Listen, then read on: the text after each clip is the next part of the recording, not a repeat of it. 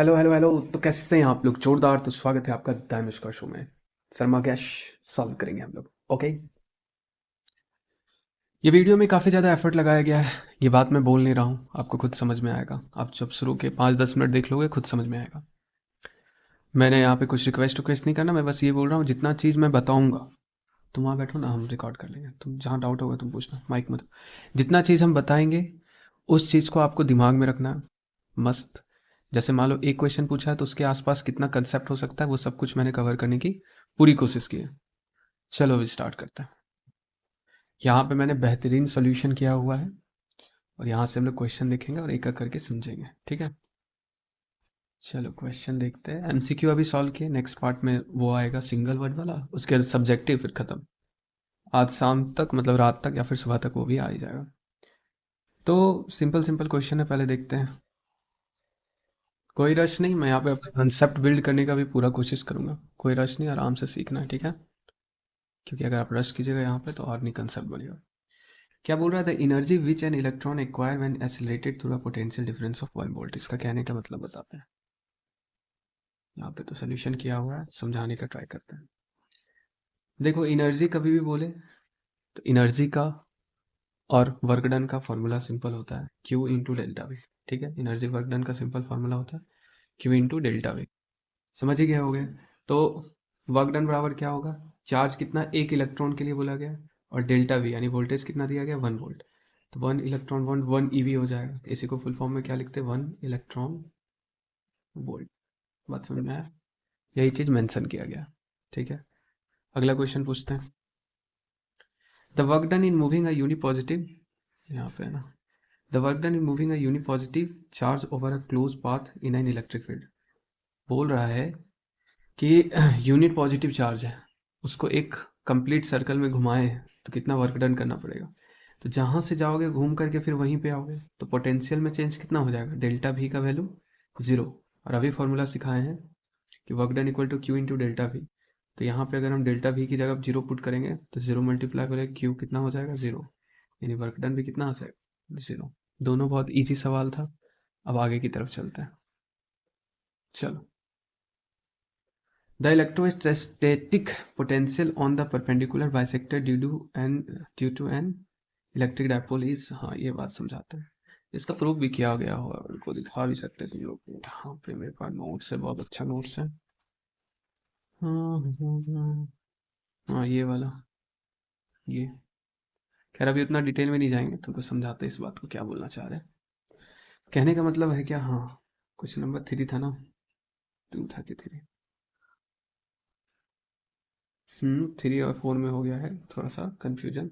3 question पे मैंने ध्यान नहीं दिया। 3 हम बताते, जैसे देखो यहाँ पे एक डायपोल बना रहे हैं, यहाँ पे एक डायपोल बन रहा है माइनस क्यू प्लस क्यू। ठीक है, अब इससे पूछ रहा है परपेंडिकुलर डिस्टेंस के बारे में बोल रहा है। तो परपेंडिकुलर डिस्टेंस मान लो तो यहाँ होगा या यहाँ होगा। तो जितना दूर यहाँ से ये है उतना ही दूर यहाँ से ये है। तो ये बनाएगा प्लस पोटेंशियल यानी के क्यू बाय, इस डिस्टेंस को एक्स मान लेते हैं, एक्स। ये माइनस बनाएगा, सॉरी माइनस चार्ज है ना, और ये बनाएगा प्लस। तो के क्यू बाय एक्स। एक प्लस पोटेंशियल बना है, एक माइनस पोटेंशियल बना है, दोनों आपस में कैंसिल आके वैल्यू कितना आ गया? 0। यानी उसका वैल्यू कितना हो जाएगा? 0। यानी इस थर्ड का आंसर कितना हो जाएगा? 0। फोर्थ में बोल रहा है, फोर्थ में क्या बोल रहा है? फोर्थ में बोल रहा है the capacity of A parallel plate capacitor increases when. कह रहा है कैपेसिटी कब बढ़ेगा?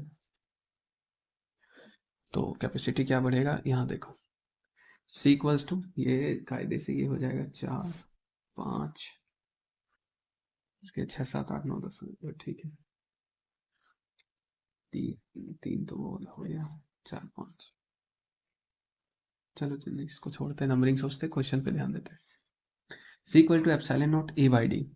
अब एप्सिलॉन नॉट तो होता है कांस्टेंट, तो capacitance directly proportional to A by D. अब एरिया बढ़ाएंगे तो देखो ए बाय डी, तो डायरेक्टली प्रोपोर्शनल एरिया का, एरिया बढ़ाएंगे कैपेसिटेंस बढ़ेगा, एरिया घटाएंगे कैपेसिटेंस घटेगा। उसी तरह अगर इनवर्सली प्रोपोर्शनल है डी के, इसको बढ़ाएंगे कैपेसिटेंस घटेगा, डी को घटाएंगे कैपेसिटेंस बढ़ेगा। तो 4 का आंसर क्या चला जाएगा? सेकेंड। एरिया पे डिपेंड करता है, मतलब area of plate is increases, तो इंक्रीज करेंगे तो कैपेसिटेंस अपने आप इंक्रीज हो जाएगा। 4 के बाद 5 में आते हैं। 5 में क्या बोला गया, हाँ देखो स्फेरिकल कंडक्टर दिया गया, पढ़ोगे देखो यहाँ पे लिया हुआ है स्फेरिकल कंडक्टर है जिसका वैल्यू दिया 1 माइक्रोफैराड और बताना रेडियस क्या है। तो इसके लिए होता है C equal to 4 pi epsilon naught R। Parallel plate capacitor के लिए C का वैल्यू होता है epsilon naught A upon D, ठीक है। और स्फेरिकल के लिए होता है C equal to 4 pi epsilon naught upon मतलब R। अब देखो C equal to 4 pi epsilon naught R, ये बात समझ में आया, 10⁻⁶, ठीक। इसका वैल्यू 10⁻⁶, 1 माइक्रोफैराड मतलब कितना हो गया 10⁻�6 फैराड। और R बराबर क्या लिख सकते हैं 10⁻�6 अपॉन 4 पाई एप्सिलॉन नॉट, और 1 अपॉन 4 पाई एप्सिलॉन नॉट का वैल्यू होता है 9 इंटू 10⁻9। इसको सॉल्व करेंगे तो 9000 मीटर आएगा या फिर 9 किलोमीटर आएगा। Easy PG. चलो अब आगे चलते हैं। कहाँ चला गया, क्वेश्चन नंबर 6 की बात करें, क्या बोल रहा है क्वेश्चन नंबर 6 बोल रहा है the capacitance of parallel plate capacitor depends upon, देखो C इक्वल टू हाँ C equal to epsilon naught A upon D, C equal to epsilon naught A by D, ये बात समझ में आया। इसका ये मतलब हो गया, एप्सिलॉन मतलब क्या हो गया, मीडियम पे डिपेंड करता है। ए का मतलब क्या हो गया, एरिया पे डिपेंड करता है। डी का मतलब क्या हो गया, सेपरेशन पे डिपेंड करता है। इसके अलावा कोई भी चीज़ दिया रहेगा उस पर डिपेंड नहीं करता है। तो यहाँ पे क्या क्या बोला गया, थिकनेस पे डिपेंड नहीं करता है, मास पे डिपेंड नहीं करता है, डेंसिटी पे नहीं, तो आंसर क्या चल जाएगा, एरिया। 7 की बात करें, बोला दो चार्ज दिया है, दो चार्ज है, चार्ज के वैल्यू है 1 नैनो कूलम, नैनो कूलम मतलब 10⁻⁻9 कूलम। दोनों 1 मीटर डिस्टेंस में, तो एनर्जी निकालने बोला, तो energy K Q square upon R. Energy का फॉर्मूला होता है ना K Q square upon R, मतलब एनर्जी बराबर होता है के Q1 Q2 अपॉन आर। लेकिन Q1 Q2 सेम है इसलिए क्या लिख दिए क्यू स्क्वायर। तो क्यू स्क्वायर की जगह ये पुट करेंगे 10⁻⁻9 को स्क्वायर, और के की जगह 9 इंटू 10⁻9।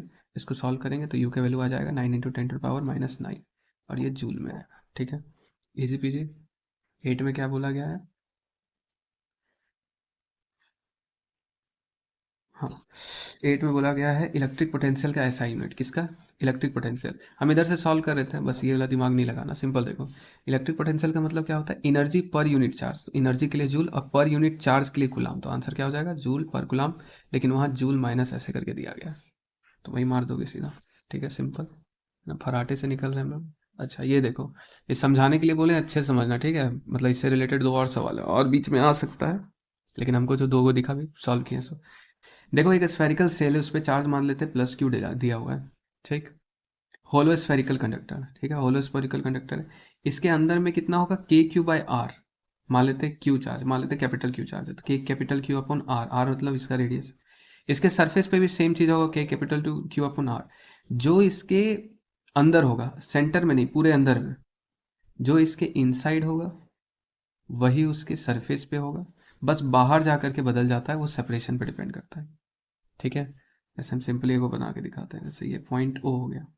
अब पूछेगा कि पोटेंशियल O पे कितना है, तो के कैपिटल क्यू मान लेते हैं, इसमें चार्ज क्यू है और इसका रेडियस कैपिटल आर है, तो के क्यू अपॉन आर। अब बोलेगा अगर सरफेस पे मान लेते हैं पॉइंट ए है, सरफेस पे है, तो कितना होगा K capital Q upon are. अब बोलेगा नहीं बाहर मान लेते हैं, आर सेंटर से आर डिस्टेंस बाहर कितना होगा, तो K capital Q upon are, समझ में आया। यानी कि जो अंदर होता है और सरफेस पे होता है वो दोनों बराबर होता है, ठीक है। अब आगे चलते, अगला क्वेश्चन क्या बोलता है देखते हैं, क्वेश्चन नंबर 10। क्वेश्चन नंबर 10 मतलब हम मार्किंग कर दिया, वहाँ तो मार्किंग नहीं रहता है, हम अपने से मार्किंग कर दिया। If the distance of a point from a positive charge increases the value of potential, अरे देखो पोटेंशियल का फॉर्मूला क्या होता है के Q upon x, x distance, अगर एक्स को बढ़ाओगे तो पोटेंशियल क्या हो जाएगा, घट जाएगा, इन्वर्सली प्रोपोर्शनल होता है। अगर इसको बढ़ाओगे तो ये घट जाएगा, तो सिंपल सवाल। इलेक्ट्रिक फील्ड और पोटेंशियल और सेपरेशन के बीच का रिलेशन क्या होता है, equals to minus dv upon dx, numerical करेंगे इसमें। अब देखो ये बड़ा अच्छा चीज़ बोला गया है, मान लेते हैं ये होलो स्फीयर था या फिर शेल था, होलो HO होलो कंडक्टिव स्फीयर है या फिर शेल है, और ये सॉलिड कंडक्टिव स्फीयर है, यानी इसमें अंदर मटेरियल भरा हो। अंदर मटेरियल भरा होने से कुछ फर्क नहीं पड़ता है, सारा का सारा चार्ज कहाँ चला जाएगा, सारा का सारा चार्ज सरफेस पे चला जाएगा। अब सरफेस एरिया चाहे इसका लिखो 4 पाई r स्क्वायर, चाहे इसका लिखो 4 पाई r स्क्वायर, दोनों का बाहर का सरफेस एरिया क्या होगा, बराबर होगा, क्योंकि रेडियस बराबर है, इसलिए क्या होगा, दोनों के ऊपर सेम अमाउंट ऑफ चार्ज आएगा। बात समझ में आया। यही हो गया तुम्हारा क्वेश्चन नंबर 11। 7 सॉल्व हुआ, हाँ 11 हो गया, 12 हो गया, बोथ में सेम चार्ज होगा। अब 13 पे बात करते हैं। 13 में क्या बोला गया है कि अगर दो प्लेट है ऐसे, दो प्लेट है, उसका कैपेसिटेंस अगर सी नोट मान लिया, मान लो तो डाइलेक्ट्रिक इसके अंदर डाल दिया, तो वैल्यू क्या होगा? तो देखो, जो भी वैल्यू होता है वो के टाइम्स बढ़ जाता है इनिशियल वाला से। अगर यहाँ पे सी नोट है तो अगर कुछ इसमें के नाम का डाइलेक्ट्रिक डाल दोगे तो के गुना पहले से बढ़ जाएगा, तो सी नोट क्या होगा? इंक्रीजेस। तो 13 का क्या होगा? इंक्रीज। 13 का क्या लिखा हुआ है देखो, दिख रहा है ना? इंक्रीजेस। 14, अब देखो इलेक्ट्रिकल कैपेसिटी बोलो या कैपेसिटेंस बोलो, दोनों का यूनिट क्या होता है? फैराड ही होता है। तो 14 का आंसर क्या हो जाएगा? Electrical capacity. फॉर्मूला हम डायमेंशनल फॉर्मूला हम यहाँ पे स्पेलिंग नोट का निकाले, समझाते देखो। F equal to K Q one Q two upon R square कहाँ से आ गया? Coulomb's law. कूलम्स लॉ से आ गया। बात समझ में आया? फोर्स की जगह मास इंटू एक्सेलरेशन लिख सकते हैं, तो एम ए लिखे, K Q one Q two upon R square. अब के को इधर ले आए, अब देखो केवल वैल्यू डालेंगे। क्या डालेंगे? वैल्यू। तो देखो के को अगर इधर ले आएंगे सब्जेक्ट, तो आर स्क्वायर यहाँ मल्टीप्लाई में चल जाएगा, यानी यहाँ से काट करके आर स्क्वायर को यहाँ मल्टीप्लाई में लिख सकते हैं। अब केवल वैल्यू डालेंगे, तो मास के लिए एम, ये एक्सेलरेशन के लिए एल बाई एल, एक्सेलरेशन का डायमेंशन क्या होता है? एल बाई टी टू, और आर स्क्वायर मतलब L to the power two, यानी कि M L by T two L square. और क्यू इंटू क्यू मतलब चार्ज, चार्ज का स्क्वायर के लिए क्या करेंगे? चार्ज का डायमेंशन होता है ए टी, इसका स्क्वायर कर देंगे तो कितना होगा? A two T two, A two T two से भागा दे दी। अब इसको जब सॉल्व करते हैं पूरा, तो के की जगह क्या लिख देंगे? के की जगह लिख देंगे 1/4 एप्सिलॉन नॉट। तो यहाँ पे जो भी आएगा, अब पलटेगा तो एप्सिलॉन नॉट के लिए क्या हो जाएगा? पलट जाएगा, यानी एम माइनस, जो यहाँ एम वन था वो पलट जाएगा M minus one, L minus three, T four, A two. समझ में आया? ड्राइव भी कर सकते हो, याद भी रख सकते हो, कोई बड़ी बात नहीं। तो 15 का यही था। अब 16 का बात करें, याद रखना मेटल के लिए के का वैल्यू कितना होता है? इनफाइनाइट होता है। आगे भी सवाल है।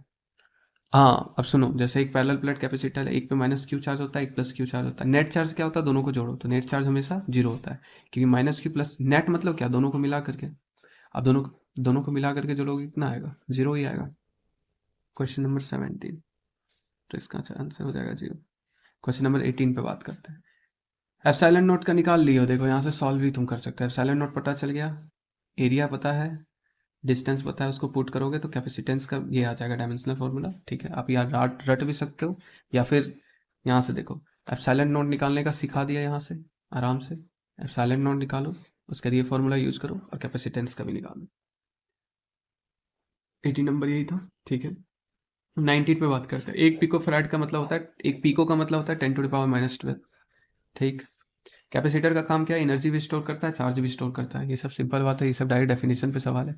ये रिलेशन आगे चल के पढ़ेंगे, हम ही पढ़ाएंगे, चिंता मत करो। के मतलब direct electric constant equal to 1 plus susceptibility, इसको क्या बोलते हैं?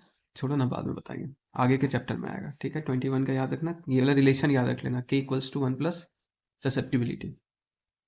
ठीक है, एनर्जी। अब क्या बोला अगला? 23 में क्या है? हाँ, एनर्जी। देखो एनर्जी सिर्फ नहीं पूछा है, पूछा है एनर्जी पर यूनिट वॉल्यूम, यानी वॉल्यूम से डिवाइड करके, उसका वैल्यू होता है half epsilon not E square. इसी को क्या बोलते हैं? Energy stored per unit volume. अगर एनर्जी पूछता तो क्या लिख देते? एनर्जी पर यूनिट वॉल्यूम कितना है? Half epsilon not E square. Energy बराबर क्या हो जाएगा? Half epsilon not E square, मतलब ई स्क्वायर इंटू वॉल्यूम, ये वॉल्यूम ऊपर चला जाएगा। तो ये बात याद रख लेना कि कई बार एनर्जी भी पूछता है, कई बार क्या पूछता है? एनर्जी पर यूनिट वॉल्यूम भी पूछता है। चाहे कोई भी एनर्जी हो, उसका यूनिट जूल ही होता है। 24, 23 में यही था। चाहे जो भी हो, उसका क्या होता है? जूल ही होता है। 24 में क्या बोल रहा है कि अगर लो पोटेंशियल से हाई पोटेंशियल की तरफ जाएंगे तो पोटेंशियल एनर्जी क्या हो जाएगा? बढ़ जाएगा। यही बताया गया। 24 हो गया, 25 पे जाते हैं। अरे 25 वाला जो क्वेश्चन है ना, वो क्वेश्चन इनकम्प्लीट हमको लगा, हम 2-3 बार ट्राई किए। जैसे देखो ना क्या बोल रहा है, which of the following not a equipotential surface का क्या प्रॉपर्टी नहीं है? They do not cross each other. चलो ठीक है, ये तो प्रॉपर्टी है। The rate of change of potential with distance on them is zero. नहीं, ये बात नहीं होता है। The rate of change of equipotential, the rate of change of potential with distance on them is zero. चलो इसको consider कर लेते हैं। For a uniform electric field they are concentric sphere, they can be imaginary sphere, equipotential surface, they can be imaginary sphere। 25 का ना मेरे को question ही थोड़ा इनकम्प्लीट सा लगा, इसलिए मैं इसको सॉल्व नहीं किया, इसलिए हम इसको क्वेश्चन मार्क करके लिख देते हैं। तुम लोग अगर कोई लगे तो मेरे को कमेंट में बता सकते हो कि ज़बरदस्ती सॉल्व करना है या फिर कुछ अपना दिमाग लगा के तो बताना, इसलिए हम जानबूझ के नहीं सॉल्व किए। वोल्ट को जूल पर कूलम लिख सकते हैं, हाँ, अब क्या पूछा? हाँ देखो 27 नंबर क्या पूछेगा। 27 नंबर पूछ रहा है कि अगर कांस्टेंट पोटेंशियल है, कांस्टेंट पोटेंशियल मतलब चेंज इन पोटेंशियल जीरो, तो इलेक्ट्रिक फील्ड का वैल्यू क्या होगा? तो electric field equal to minus dv upon dx। तो यही वैल्यू जब जीरो है तो इलेक्ट्रिक फील्ड भी कितना हो जाएगा? अपने आप जीरो हो जाएगा। समझ में आया? उसका क्वेश्चन नंबर 28। हाँ, क्वेश्चन नंबर 28 पे बात करते हैं। क्वेश्चन नंबर 28 पे बात करते हैं। देखो 3 है सी, इसको सॉल्व करेंगे तो कितना हो जाएगा? 1/c equivalent 3/c। अब c इक्विवेलेंट को पढ़ लेंगे तो c/3। ये हो गया। 28 के बाद 29, depends on area distance and medium. 29 पे क्या पूछा है? The capacitance of A parallel plate capacitor does not depend upon, area पे करता है, मीडियम पे। हाँ देखो बताते हैं। c equal to epsilon naught a upon d। Medium, epsilon naught क्या दिखाता है? मीडियम। तो मीडियम पे तो करता है, एरिया पे करता है, सेपरेशन पे करता है, क्या चीज़ पे नहीं करता है? Metal of plate. क्या चीज़ से वो बना हुआ है, इस पे नहीं करता है। स्टिक नहीं मारे तुम लोग के सामने मारते हैं। लो, metal of plate. The electric potential at a point inside a constant spherical shell is constant. अभी यहाँ पे बताए थे। देखो यहाँ क्या लिखा हुआ है? Potential inside charge spherical shell is constant and equal to surface potential. यही तो बताए थे, यहाँ पे सॉल्व किए। यहाँ पे देखो, यहाँ पे बताए थे ना, अंदर में जितना होगा, अंदर जितना होगा सरफेस पे भी उतना होगा, बस बाहर जाने पे घटने लगेगा, और घटने लगेगा इन्वर्सली प्रोपोर्शनल टू आर हो जाता है। बात समझ में? तो सरफेस पे और सेंटर पे कितना रहता है? कांस्टेंट। कांस्टेंट, और ऊपर से अंदर में क्या होता है? पूरे जगह कांस्टेंट रहता है। ये नहीं कि केवल सेंटर में, यहाँ जाओ यहाँ जाओ यहाँ जाओ, कहीं भी जाओ, सब जगह क्या होगा? कांस्टेंट होगा। उसके 31 पे बात करें, ये फॉर्मूला याद रखना यार। हमको याद नहीं होता था, हम ड्राइव कर लेते थे, लेकिन तुम लोग याद रखना, हमको अब याद हो गया। एनर्जी इक्वल टू क्या होता है? सिंपल देखो, हाफ CV²। अब यहाँ पे कुछ भी कर सकते हो, equal to half QV equal to half Q²/c। अब देखो यहाँ पे जैसे मान लो कोई फॉर्मूला उठा ले, ये वाला हाफ QV, ठीक, और Q इक्वल टू हम लोग पढ़ते हैं CV। तो Q की जगह अगर हम C लिख दें तो क्या हो जाएगा? हाफ इंटू CV इंटू पहले से जो V था, तो V गुना हो जाएगा, तो क्या हो जाएगा? Half CV²। यानी ये वाला फॉर्मूला बन जाएगा। ये 3 इंपॉर्टेंट फॉर्मूला एक दूसरे का डिराइव कर सकते हैं, Q इक्वल टू CV से, इसको याद कर लेंगे। ठीक है। वर्क डन का फिर से पूछा है। चेंज इन पोटेंशियल, अगर इक्व पोटेंशियल है तो जीरो होगा, तो वर्क डन हमेशा ही जीरो होगा। यानी कि यहाँ से हम लोग दिमाग लगा सकते हैं, लाल पेन से कर लेते हैं मार्किंग, कि जब भी इक्वी पोटेंशियल रहे, पीछे कितना बकवास किया हमको उससे मतलब नहीं है, क्या भी भूखे हमको मतलब नहीं। 32 नंबर क्वेश्चन कौन सा दिखाते हैं? ये वाला देखो, इतना लंबा चौड़ा भूखा, लास्ट में क्या बोल दिया? Equi potential surface. तो जैसे इक्वी पोटेंशियल सर्फेस देखोगे, वर्क को अपने आप कितना मार दोगे? जीरो। कुछ नहीं सोचे, बात खत्म। वर्क जीरो है मतलब जीरो। और डायपोल के लिए, डायपोल वाला है ना 34, आई थिंक 34 कहाँ चला गया? A small electric dipole is large from the center of the proportional to, हाँ डायपोल के लिए किससे रिलेट करता है? V equal directly proportional to 1/r²। यानी डायपोल से जितना दूरी जाओगे, r² से घटता चला जाएगा। इलेक्ट्रिक पोटेंशियल वही जूल पर कूलम, अभी तो दिखाए थे, -1 या फिर वोल्ट, कुछ भी बोल सकते हो। 36 मतलब पूछ रहा है कि इलेक्ट्रिक फील्ड और इक्वी पोटेंशियल सरफेस के बीच में, मतलब रिकॉर्ड। चलो आगे देखते हैं क्या पूछ रहा है। देखो देखो, स्फीयर है, ये गोला बोला दिए, फिर एक और गोला।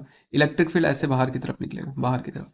और देखो जहां पे भी इलेक्ट्रिक फील्ड पड़ रहा है, ये मतलब दिखाने के लिए बता रहे हैं, इलेक्ट्रिक फील्ड इधर और सरफेस ऐसे, दोनों के बीच में कितना एंगल बन रहा है? 90 डिग्री। तो दिमाग रखना हमेशा 90 डिग्री। जूल पर कलाम, इलेक्ट्रिक पोटेंशियल बोलो या पोटेंशियल डिफरेंस बोलो, डेल्टा भी बोलो या फिर इलेक्ट्रिक पोटेंशियल, एक ही चीज होता है। इलेक्ट्रिक फील्ड की तरफ जाओगे तो बी इलेक्ट्रिक फील्ड की तरफ है, और ए चार्ज से नजदीक है, तो इलेक्ट्रिक फील्ड की तरफ जाओगे तो पोटेंशियल घट जाता है, इसलिए यहाँ पे डिक्रीजर दिखा गया। 38 में क्या होगा?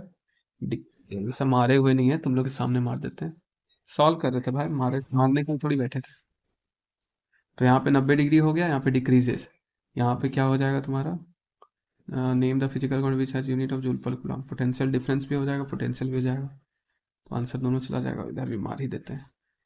हाँ क्या बोला? हाँ देखो, Q²/c है, तो आंसर क्या हो जाएगा? Half CV। ये तो गलत हो गया, इसका आंसर हो जाएगा जीरो। अभी तुम्हारे सामने बना है। पोटेंशियल ग्रेडियंट, पोटेंशियल ग्रेडियंट 33 नहीं सॉल्व किया है? अच्छा अभी 33 आएगा। चलो 38 तक समझ में आ गया। यहाँ पे यही बताया हुआ था, जैसे ABC 3 पॉइंट है। इलेक्ट्रिक फील्ड की तरफ जाओगे, सबसे ज़्यादा पोटेंशियल इसका, फिर इसका, यानी इलेक्ट्रिक फील्ड की तरफ क्या होता है? पोटेंशियल घट जाता है। यहाँ पे इसको डिराइव नहीं करना, बस बता रहे, जैसे यहाँ पे test positive charge plus Q रखे हैं, समझ में आया? Plus Q test positive charge रखे हुए हैं। अब देखो क्या होगा, plus Q test positive charge है, ठीक है, इसको ऐसे करो यार थोड़ा सा। हाँ अब मान लेते प्लस है तो प्लस को नेगेटिव अपनी तरफ खींचेगा, और ये भी प्लस है तो इसको ढक लेगा। अब इसके लिए E1, इसके लिए E2, यानी ई नेट बराबर E1 प्लस E2। एक के कारण सिग्मा अपॉन 2 एप्सिलॉन नॉट, दूसरे के कारण सिग्मा अपॉन 2 एप्सिलॉन नॉट, एक ही डायरेक्शन में इसलिए जुड़ जाएगा, तो नेट क्या हो जाएगा, सिग्मा अपॉन एप्सिलॉन नॉट। 40 का यही हो जाएगा। अब बात करते हैं 41 पे। हाँ 41 में क्या होगा, परसेंटेज इंक्रीज पे बात किया था। 40 का क्या हो जाएगा, सिग्मा अपॉन एप्सिलॉन नॉट। तुम लोग के सामने मारते हैं, सिग्मा अपॉन एप्सिलॉन नॉट। 41 पे क्या बात करते हैं, हाँ देखो बड़ा अच्छा बात है, कह रहा है, बड़ा अच्छा बात क्या है, ये परसेंटेज इंक्रीज निकालना है। ठीक है, पहले सी नोट था, उसके बाद के का वैल्यू कितना दिया गया है, 5। तो के नोट का अगर के का वैल्यू 5 दे देंगे, तो पहले मान लेते हैं सी है, बाद में क्या हो जाएगा, के टाइम्स ऑफ सी, यानी 5 टाइम ऑफ सी। तो 5 पहले था सी, बाद में हो गया 5 सी, तो चेंज कितना हो गया, 5 सी माइनस सी, यानी कि 4 सी। तो परसेंटेज निकालने का हम सिंपल बताते हैं, जितना चेंज आया अपॉन ओरिजिनल, पहले कितना था सी, पहले कि चेंज ओरिजिनल इंटू 100, तो सी से सी कट जाएगा, यानी क्या हो जाएगा, 4 इंटू 100 बराबर 400%। तो वही बात यहाँ पे दिया गया है। चेंज हो जाएगा, 5 पहले सी नोट था, फिर बाद में हो गया 5 सी नोट, चेंज 5 सी नोट माइनस सी नोट अपॉन सी नोट, तो यहाँ पे 4 सी नोट अपॉन सी नोट से सी नोट कट गया 100, यानी कि 400%। ये 42 वाला फिर से रिपीटेड कैलकुलेशन क्या होगा, 42 में हमेशा कितना होता, ऑलवेज 90 डिग्री, ऐसा नहीं कि 0 से 90, 0 ऑलवेज 100, नहीं, हमेशा 90। यहाँ पे देखो 43 देखने में लगता है भारी लेकिन आसान। Q equals to C V सब जानते हैं, ठीक है। पहले इसको बैटरी से चार्ज किया, इधर माइनस इधर प्लस, तो इधर माइनस इधर प्लस, चार्ज हो गया, उसके बाद अलग कर दिया, बैटरी हटा के अलग कर दिया। तो कैपेसिटेंस बराबर Q equals to C V. देखो अब ध्यान से देखना, चार्ज तो कांस्टेंट है, चार्ज तो नहीं बदलेगा, जो पहले चार्ज था वही चार्ज बाद में लगेगा। कैपेसिटेंस अब पोटेंशियल में देखते हैं, कैपेसिटेंस का वैल्यू क्या होता है, एप्सिलॉन नॉट ए अपॉन डी, यही ना होता है, एप्सिलॉन नॉट ए अपॉन डी। तो एप्सिलॉन नॉट मीडियम बदला नहीं, एरिया इसका बदला नहीं, काटे उटे नहीं, क्या बदला, सेपरेशन बढ़ा दिए। तो अगर सेपरेशन बताएंगे बढ़ाएंगे तो कैपेसिटेंस क्या हो जाएगा, घट जाएगा। अगर कैपेसिटेंस घट गया, अगर कैपेसिटेंस घट गया और चार्ज को कांस्टेंट रखना है तो पोटेंशियल को बढ़ाना ना पड़ेगा। या फिर सिंपल समझाते हैं, कैपेसिटेंस घट गया, अब देखो Q इक्वल्स टू क्या है, सी वी, वी बराबर क्या हो जाएगा, Q अपॉन सी। अगर कैपेसिटेंस घट गया तो पोटेंशियल अपने आप क्या हो जाएगा, बढ़ जाएगा। इसलिए क्या लिखा जाता है, द पोटेंशियल डिफरेंस क्या हो जाएगा, इंक्रीजेज। बात समझ में आया, पोटेंशियल डिफरेंस इंक्रीजेज। आगे चलते हैं। हाँ, क्या बोल रहा है, increasing charge on capacitor plate means increasing potential difference. Obviously बात है, Q equals to C V होता है, कैपेसिटेंस होगा कांस्टेंट, क्योंकि कैपेसिटेंस क्या होता है, epsilon nought A by D. Medium change नहीं किए, एरिया चेंज नहीं किए, सेपरेशन बढ़ाए, ये दोनों को करीब नहीं लाए, ये दोनों को दूर नहीं किए, यानी सेपरेशन चेंज नहीं किए, तो चार्ज और पोटेंशियल डायरेक्टली प्रोपोर्शनल। अगर चार्ज बढ़ाओगे तो पोटेंशियल भी बढ़ जाएगा। 44 का क्या हो जाएगा, increase potential difference between the plate. समझ में आया। हाँ अब देखो क्या दिया गया है, 3 माइक्रोफराइड दिया गया है, और क्या है, सॉरी 6 माइक्रोफराइड का 2 कैपेसिटर दिया गया है, 1 2, ये भी 6 माइक्रोफराइड, ये भी 6 माइक्रोफराइड, 6 माइक्रोफराइड का 2 कैपेसिटर है। मिनिमम कब होगा, जब सीरीज में होगा, सीरीज को सॉल्व करेंगे तो 3 माइक्रोफराइड, पैरेलल में होगा तो मैक्सिमम होगा, ज़्यादा जुड़ जाएगा 12 माइक्रोफराइड, तो जो आंसर होगा मार देना। 46 वही है, पहले कैपेसिटेंस सी होता है, फिर के टाइम सी हो जाएगा, यानी ये वाला देखो 46, यानी क्या हो जाएगा, इंक्रीजेस, ये वाला तो पहले ही से मरा हुआ है, मानी बढ़ जाता है, के टाइम्स बढ़ जाएगा। ये याद रखो, अगर एक्स में जा रहा है तुम्हारा इलेक्ट्रिक फील्ड, अगर एक्स में है तो वाई जेड प्लेन बनेगा, वाई में है तो एक्स जेड प्लेन बनेगा, जेड है तो एक्स वाई प्लेन होगा, यानी जिसमें रहता है उसको छोड़ के दोनों बनता है। ये याद कर लो, समझाने का हम फील दिला सकते हैं, समझने की जरूरत नहीं है। तो 47 का आंसर क्या चल जाएगा, वाई जेड प्लेन, यानी कि वाई जेड प्लेन, ये 3rd number Y Z plane. चलो अब ज़्यादा नहीं बचा है, फटफट हो जाएगा। याद रखना, देखो 48 में क्या बोला गया है, मेटालिक प्लेट को डाल दिए, कैपेसिटर भी तो इंक्रीज हो जाएगा, अभी बताए, पहले सी होता है फिर क्या हो जाता है, पहले सी है बढ़ के क्या हो जाएगा, के टाइम सी। और मेटालिक प्लेट के लिए के का वैल्यू कितना होता है, इनफाइनाइट, उस हिसाब से देखो।